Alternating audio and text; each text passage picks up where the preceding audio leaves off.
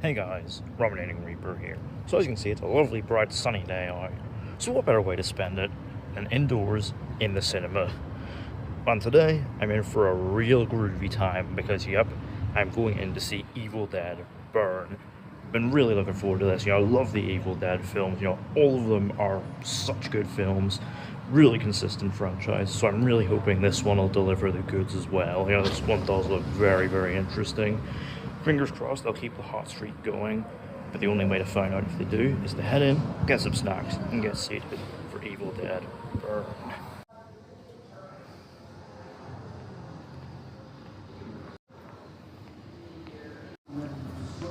Hell yeah, can't wait. All these, gotta honor my boy, Minion James.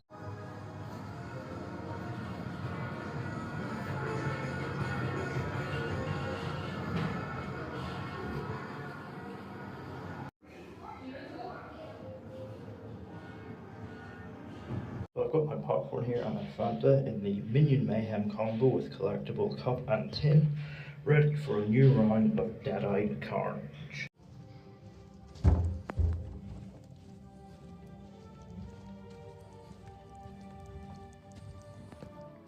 So, Evil Dead Burn. I'm back from seeing it. The film is directed by Sebastien Vanicek, a French filmmaker previously responsible for a spider-based horror film titled Infested, which I haven't seen but I've heard good things about. The film was also produced by Sam Raimi himself, as well as Bruce Campbell and longtime franchise producer Robert Tapert. So, considering how long the franchise has been running, it is crazy how consistent it is. Not a single bad entry. Especially since it's kind of become fertile ground for horror filmmakers to just let loose and have fun doing their own thing. And so I was hoping that Vanicek's vision would, keep the franchise's quality streak alive. But does the film live up to the quality of the previous franchise entries? Let's find out. So the film follows Alice, a woman left reeling after a car accident tragically takes the life of her husband, Will. She soon finds solace in the company of her in-laws, as they all gather in the family's old vacation home after the funeral in order to reconcile their grief.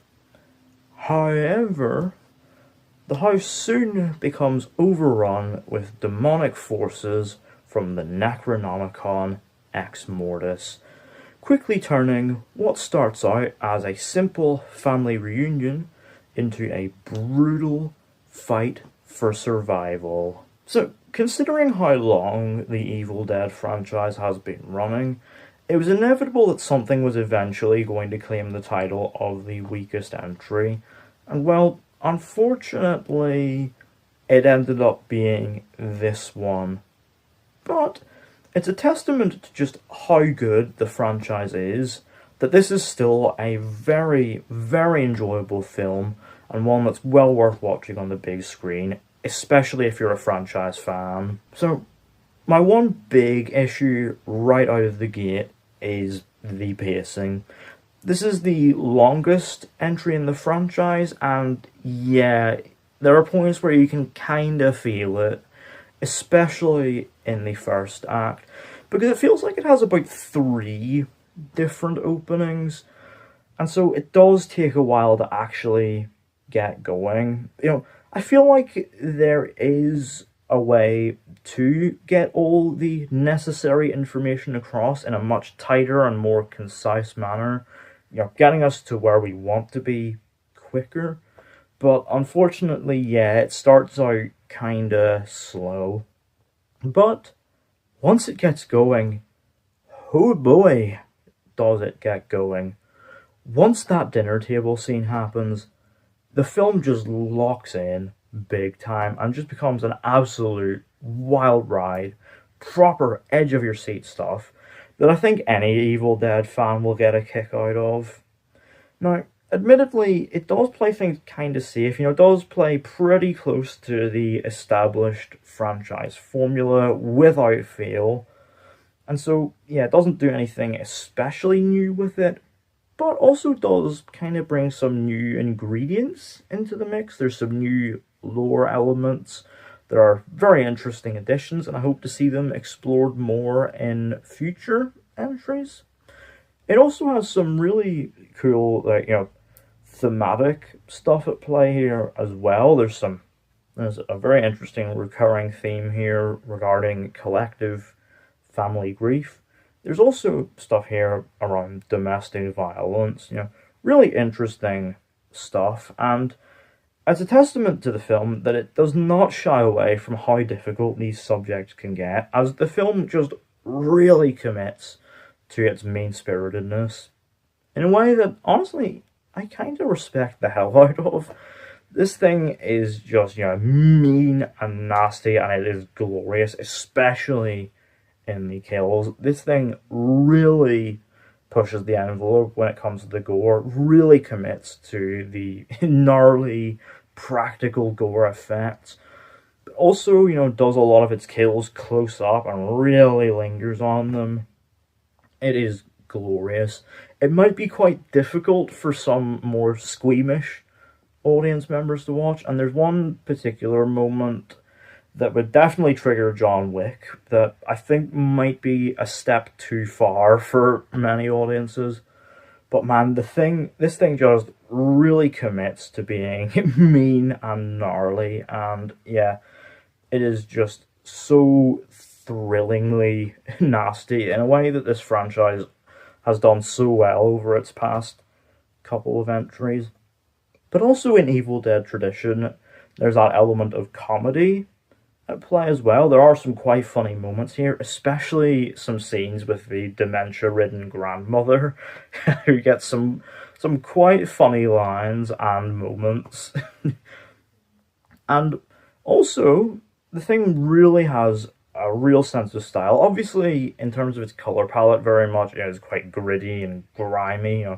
Very much, very much in line with its quite grim tone. But it also has so much panache in its presentation. Vanicek really brings his own flair to it, rather than just sort of aping Raimi. He does his own thing with it, while very much staying true to the sort of energy of the franchise. Obviously, there's those sort of tracking shots from the perspective of the demonic forces of the Necronomicon Ex Mortis that, a franchise staple at this point. But there's also some really cool new stuff in here. A lot of great drone shots and some really well done, unbroken, long takes. Especially one on the roof. Oh, it is just absolutely glorious. And there's some really inspired editing choices as well that are so classically Evil Dead. The way the title card fades out is absolute fire, literally. And there is one smash cut here that is just so insane that you can imagine Sam Raimi is probably raging that he didn't come up with it. It's, absolutely glorious.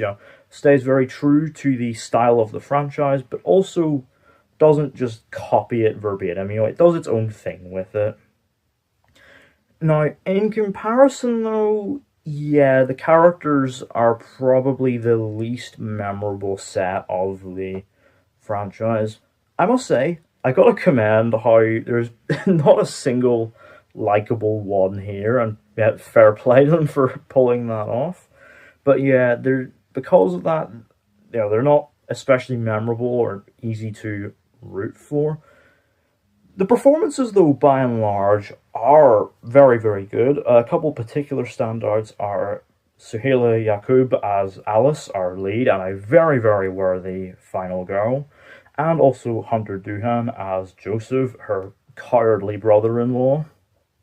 Everyone here is really, really good, especially when they turn dead-eyed. Oh boy, yeah, this is obviously classic Evil Dead stuff, but yeah, the Deadite performances really steal the show here. They are just so, just delightfully, entertainingly mean and nasty, and yeah, very much feels in line with everything this film has built up. But my god, where this thing really kicks into high gear is in the final act.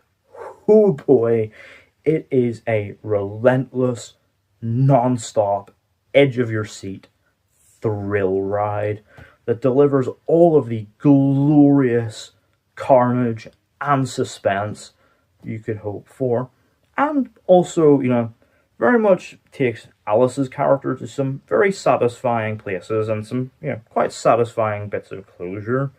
One could argue that the bits of CGI are kind of out of place and kind of tacky, but given that this franchise has always had kind of a cheap, low-budget charm to it, I almost don't mind it. But yeah, I came out of this having felt very satisfied, and honestly, do stay through the credits, because especially that second scene right at the very end of the credits, yeah, there's some really fun stuff here and some real cool surprises that I think any Evil Dead fan will be happy to see. Overall, Evil Dead Burn may be the franchise's weakest entry, with a largely unmemorable set of characters and some pacing issues, but it's one that really commits to being mean-spirited and nasty, delivering all the suspense, tension, and brutal kills you could hope for. Groovy stuff as always. Out of 10, Evil Dead Burn gets a 7.5. So, let me know down in the comments, have you seen Evil Dead Burn? What did you think of it? What did you make of it in comparison to the other franchise entries? Was that one particular moment too much for you? Did you enjoy its relentlessly mean-spirited approach? Did you enjoy its new lore elements? And are you looking forward to Evil Dead Wrath in 2028? Let me know all that down in the comments. Don't forget to hit the thumbs up button if you enjoyed. Don't forget to hit the subscribe button if you're new. And don't forget to turn on post notifications so you don't miss an upload.